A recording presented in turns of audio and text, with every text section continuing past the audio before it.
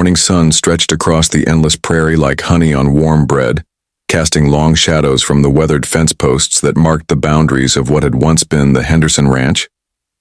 Margaret clutched the bundle of turnip greens against her chest, feeling the rough leaves scratch against her torn dress. The bruises on her arms had deepened to purple overnight, and her ribs ached with every breath she took. But hunger was a fiercer pain than any beating her stepfather could deliver. She had walked since dawn, following the creek bed that wound through the grassland. Her bare feet were cut and bleeding from the rocky ground, and the September air carried the first hint of winter's approach. She shivered, not just from the cold, but from the desperation that had driven her this far from the only home she had ever known. The old ranch house appeared through the morning haze like something from a half-remembered dream. Its clapboard siding had weathered to silver gray, and the front porch sagged slightly on one side, but smoke rose steadily from the chimney, promising warmth and perhaps food. Margaret had heard stories about Frank Morrison, the rancher who lived alone since his wife passed 3 summers ago. The townspeople said he was fair but stern, a man who kept to himself and had no patience for trouble.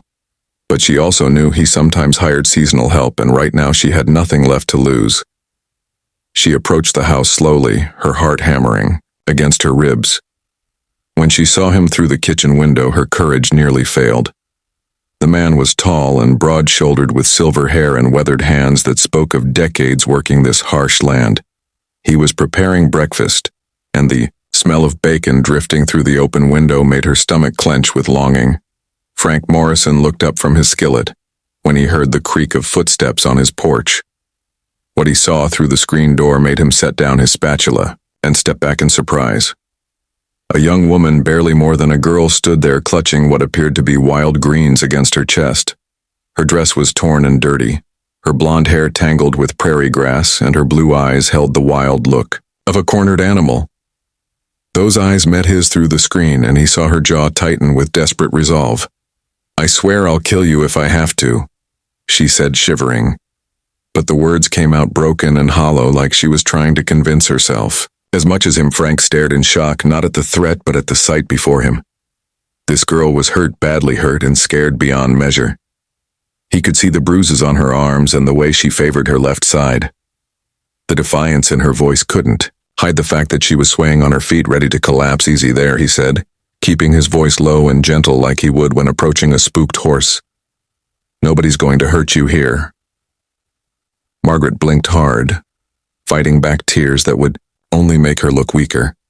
"I need work," she said, forcing her voice to sound stronger. "I can clean and cook, and I know about gardens. I brought these." She held up the turnip greens as proof of her worth. Frank opened the screen door slowly, keeping his movements deliberate and non-threatening. "You look like you could use some breakfast first," he said. "Work talk can wait until you've had something to eat." The kindness in his voice nearly undid her. She had expected anger or dismissal or worse. Instead, this stranger was offering her food without question or condition. Her hand trembling, she reached out and grasped the doorframe to steady herself. "Come on in," he said, stepping aside to give her room. "You're safe here." The kitchen was warm and filled with the smell of home cooking. Margaret had forgotten what that felt like. The last real meal she could remember was before her mother died 2 years ago, when their little house still felt like a sanctuary instead of a prison. Frank pulled out a chair at the wooden table and gestured for her to sit. She hesitated for a moment, then lowered herself carefully, wincing as her bruised ribs protested. He poured coffee into a thick ceramic mug and set it before her, along with a plate of bacon and eggs and fresh biscuits with butter and honey. "Eat," he said simply, then turned back to the stove to give her privacy. Margaret fell upon the food with desperate hunger. It had been 3 days since she had eaten anything more than the wild berries she found along the creek. The warm food felt like salvation, filling the hollow ache in her stomach and giving her strength she hadn't felt in months. Frank watched from the corner of his eye as she ate, noting how she protected her left side and the way her hands shook as she lifted the coffee cup. He had seen enough injured animals to recognize the signs of prolonged abuse and neglect. This girl had been running on nothing but determination and fear. When she finally slowed down, he refilled her coffee and sat across from her at the table. Now then, he said, "What's your name, Margaret?" She whispered, "And where did you come from?" Margaret, she stiffened at the question. Her stepfather would be looking for her by now. Probably with the sheriff, claiming she had stolen something or caused some other trouble. She couldn't go back. She wouldn't go back east of here. She said vaguely. Along the creek. Frank nodded, understanding that some stories were too painful to tell right away. How old are you, if you don't mind my asking? 19, she lied. She was actually 17, but had learned that being older sometimes meant being taken more seriously. He studied her face for a moment, then nodded again. You mentioned work. I do need help around. Here the place is too big for one person and I'm not getting any younger. What kind of work have you done? I helped my mother keep house before she died.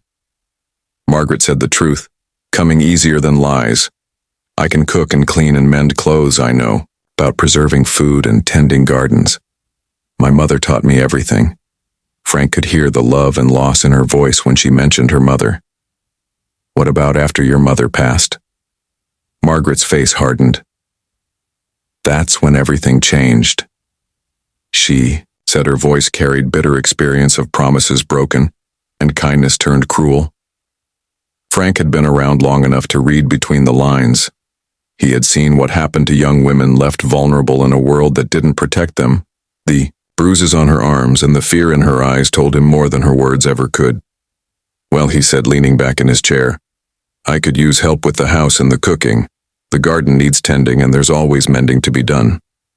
The pay would be fair plus room and board if you're interested. Margaret stared at him, unable to believe what she was hearing. You would hire me. Just like that. Without references or knowing anything about me. Frank smiled for the first time since she had appeared on his porch. I know enough, he said. I know you're brave enough to walk across the prairie alone, and honest enough to offer work before asking for charity.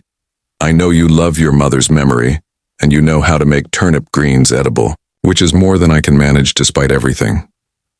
Margaret felt a small smile tug at the corners of her mouth. Besides, Frank continued, this old house needs a woman's touch. It's been too quiet and empty since my Eleanor passed.